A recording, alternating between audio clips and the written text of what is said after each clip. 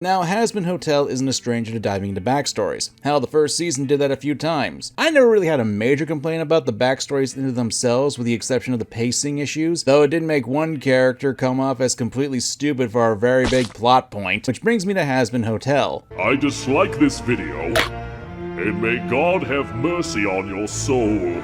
Now, before you condemn my soul, I do like to think that the contents of the flashbacks in Season 2 are done a lot better than Season 1. At least it doesn't make the characters look like idiots. But let's take Sir Pentious, or Pendleton's, backstory as to why he's in hell. He witnessed a crime committed by someone, and that someone, who was clearly Jack the Ripper, would go on to kill other women. Well, Pentious, you can rest easy knowing that Jack the Ripper was slain by a guy named Jojo.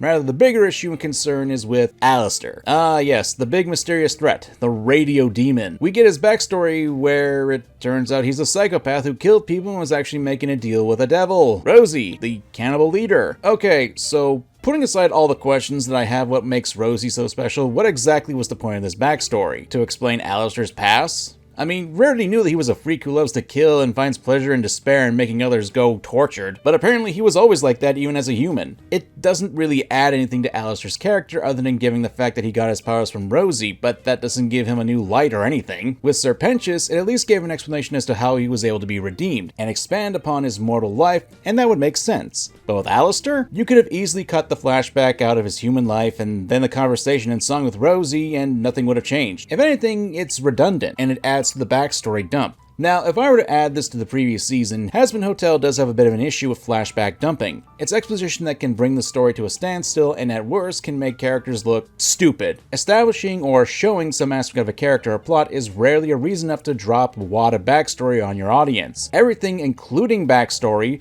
should move the main story forward. Sir Pentious' backstory does that by showcasing that redemption isn't a one-size-fits-all, and it's personal. What does the inclusion of Alastor's backstory do? Most is to showcase that Rosie is powerful enough to make him the strongest overlord, and how does that move the story forward? Rosie was basically a side character who was elevated to importance now, so unless that's being worked on, I don't see how this adds to the story. Especially since the backstory is only shared with the audience and the two people already know about the story. It's not like the other characters were around to learn this fact about Alastor, and even if they were, would that change anything? The point of this is, there needs to be a reason why the backstory is being brought up, and it needs to propel the story forward. Hell, I could even argue the backstory between Alastor and Vox did a better job since it actually explained the animosity between the two. And while I have issues with how Hazbin Hotel is handling its backstories, they're not the most egregious when it comes to the issues I have when backstories are used. There are quite a few issues with Season 2, with some improvements here and there,